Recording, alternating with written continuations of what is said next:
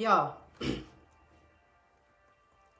y'all, I got to go back to some stuff we talked about yesterday. So, y'all, we got to talk about some stuff again from yesterday. Let me see. Because I was up this morning early again. I'm starting. Okay, but I'm on here right now. So you should go out because I'm on here right now. Hey, y'all. Hey, y'all. These kids, y'all know I got all these kids, right? These kids funny. But, all right, let me get focused. So, here we go.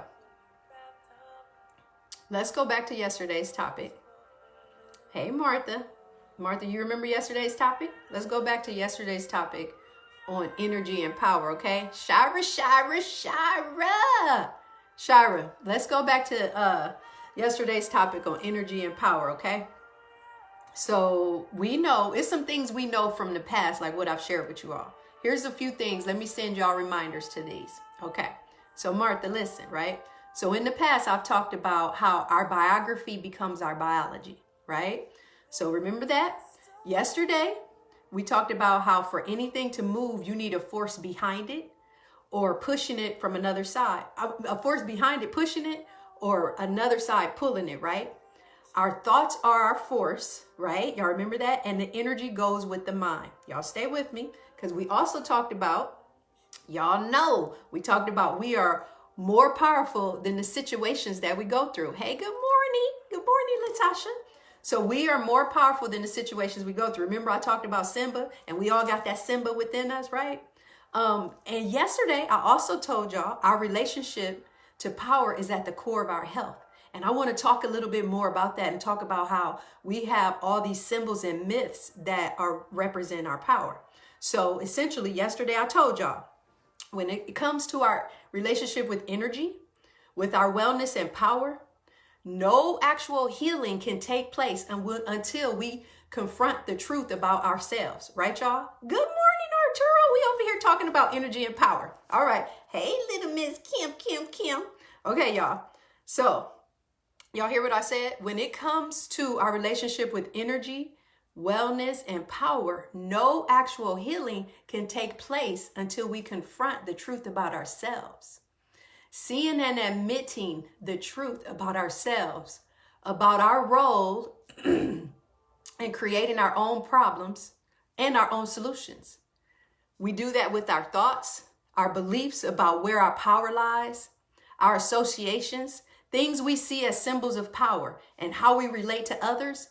It's all vital to our energy and our healing. So y'all, let's chat just a little bit about symbols of power, okay, y'all?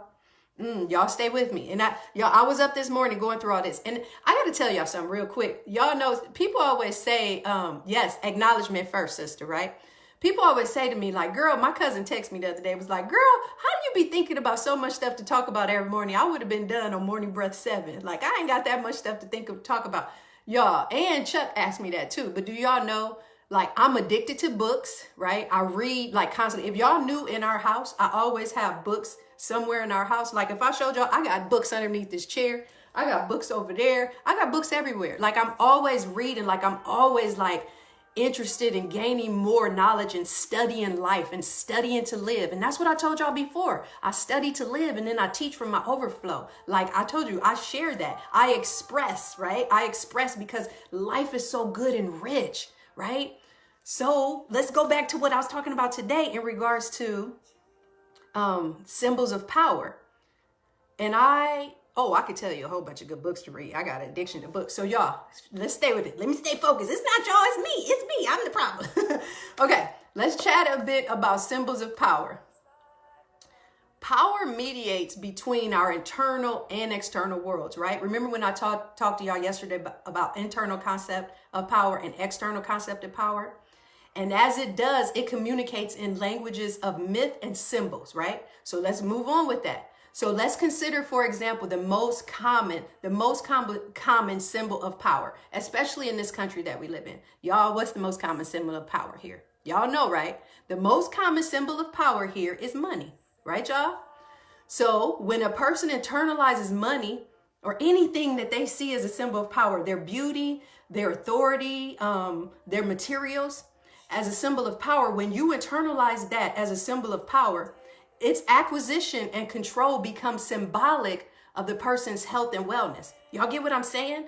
So if you associate money with power, its acquisition and control of it becomes symbolic of your health and your wellness, right? So y'all sit with that for para un segundo. So everybody just sit with that para un segundo. All right? Just sit with what I'm saying. So take a second and think about that. Y'all with me? Sit with that para un segundo. So when you, he, she, they acquire money, your biological system receives, there I go, it's always gonna get caught somewhere, y'all. Listen, for that person, if it is you, when you acquire money, your biological system receives the signals that power is coming into your body. If you see power, if you see money as a symbol of power, and then you acquire it, there's a biological system that's receiving the signal that power is coming into your body, right? And your mind transmits the unconscious message that I have money and this, therefore I am safe, I am secure, and I have power and all is well. Y'all with me? So this positive message transmitted into the biological system generates health or a perception of health or wellness. Y'all get what I'm saying? Y'all get what I'm saying? Okay? Okay, y'all stay with me. We talking about power. Y'all stay with me. So, but all we know, of course, we all know this, that making lots of money doesn't guarantee health, right? We know that. We realize that.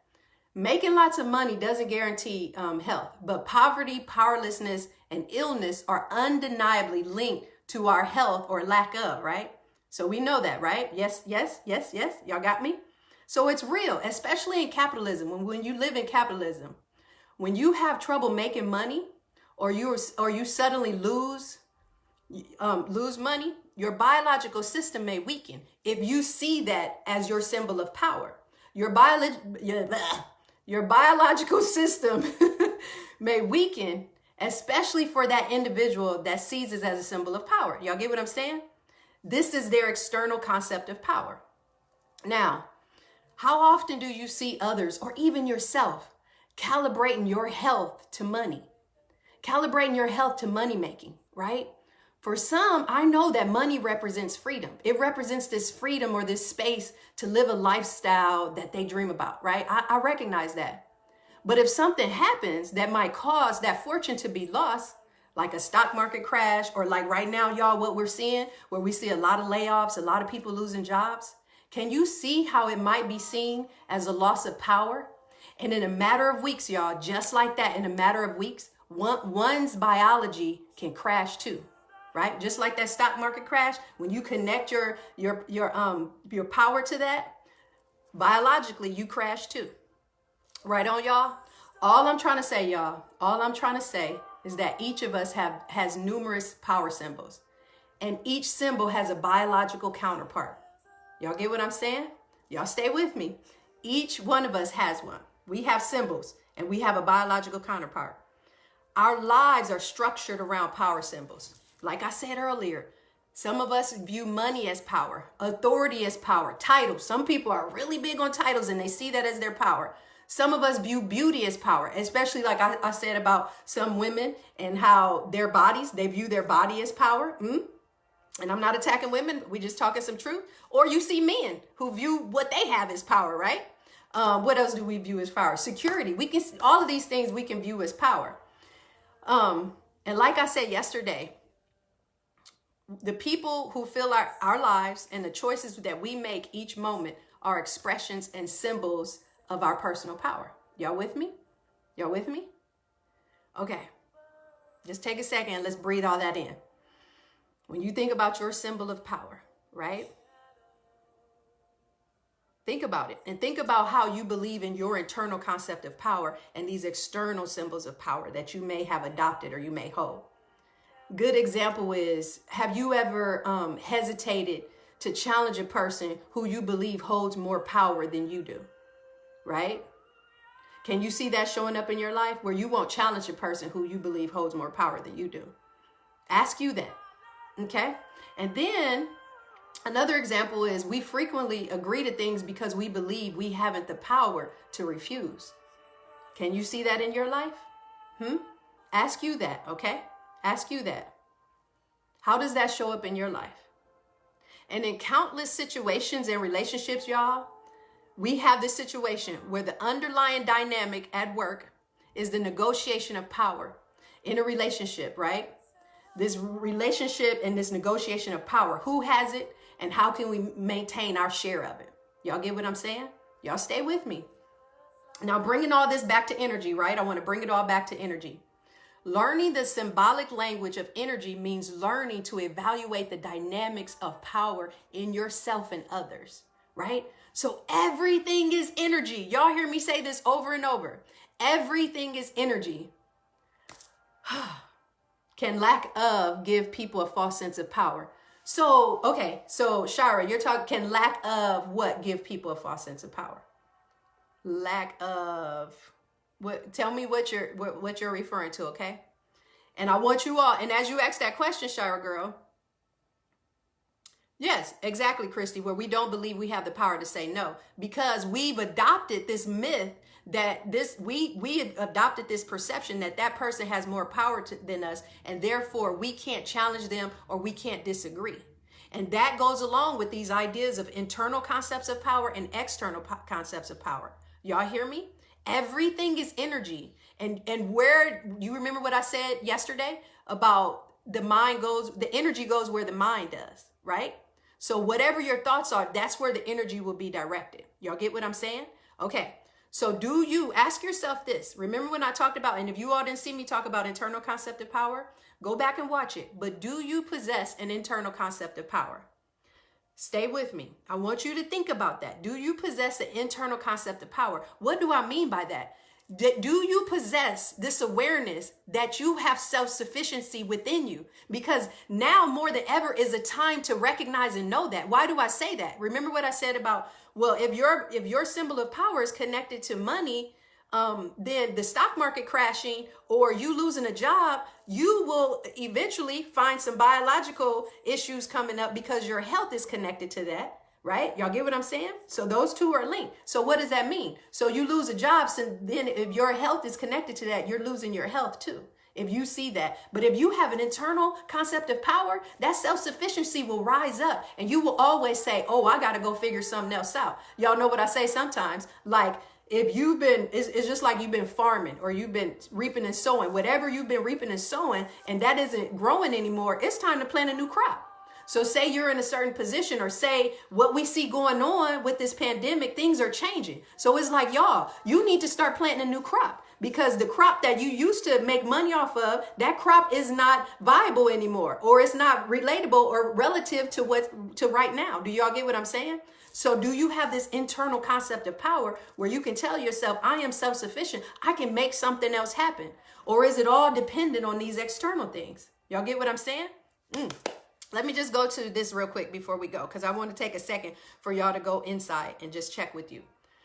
So energy information is always truthful, y'all. You can see it. Energy information is always, always, always truthful. So while a person may verbally agree to something in public or say something in public, his energy will state how he feels. Y'all, you can notice, read energy is when people are communicating. Speak to me in energy, because that's more truthful than your mouth. Y'all know that? Y'all know that energy is more truthful than some people's mouths? Okay. And his real feelings will find their way into some symbolic statement or behavior. You can see people's real feelings through their energy, right? You know, when you hear people say stuff like, the truth always comes out. Y'all, the truth always comes out. Yes, our biological and spiritual systems always seek to express the truth. They don't know how to do anything else, right? And they will always find a way to do so. So let me tell y'all, some of this might show up in the way your body is in regards to your health and wellness, or any pains in your body. So you can have, let's talk about somebody that has lower back pain. A lot of times, remember what I said a long time ago, how usually if there's a physical ailment, there's usually an emotional counterpart, right? So here we go talking about energy again and where the thoughts and the mind go. So a lot of people with lower back issues, a lot of times we can see that showing up as feelings of loneliness, or we can see it as feeling unsupported, right? Or unwilling just to trust the universe and to trust that everything will be okay, right? Fear, right? That shows up in the lower back, or losing, or like I said earlier about financial and worth concerns, right? That's all showing up in the lower back. Or people with frequent headaches. A lot of times frequent headaches are related to this feeling tense about stress, or trying too hard and just creating stress. Like people that are just trying so hard, right? Or let's talk about people with high blood pressure.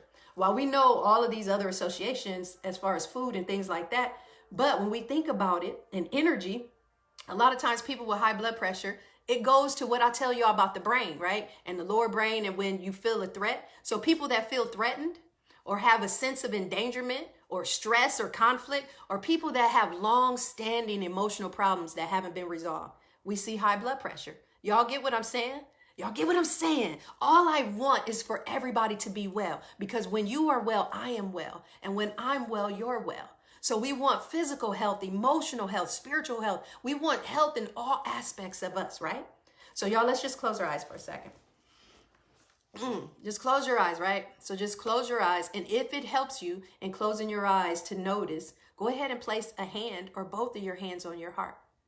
Sometimes I like to do this, you all. Look at what I do. I place one hand on my heart where my intentions are and one hand around my belly button.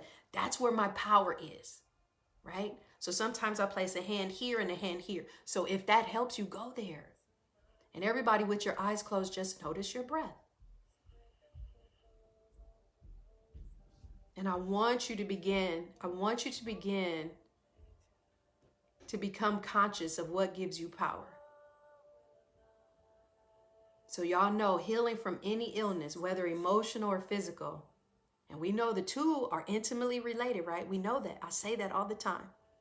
We know that healing is facilitated by identifying your power symbols and your symbolic and physical relationships to those symbols. We got to do that, y'all. Sit with you more often. Sit with you more often so that you can heed these messages that your body and your intuition are trying to tell you.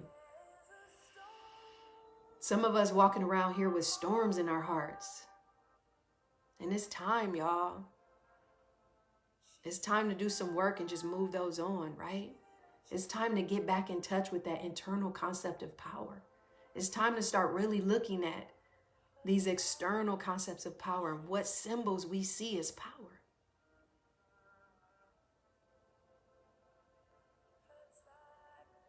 Y'all keep breathing.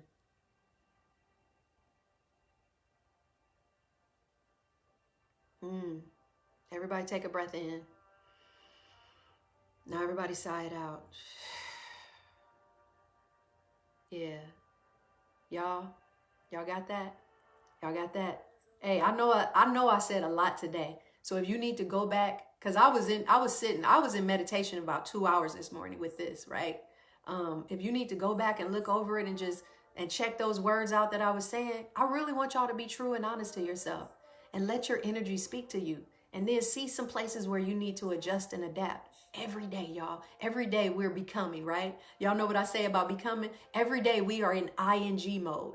You know how when you studied your verbs in school where you talk about the past, present, and future, but then the in progress one was like ing. You know how you put that on a word, and that means it's happening in progress. We are all in progress. We are all in ing mode, okay? So y'all, let's be in ing mode. Check you out.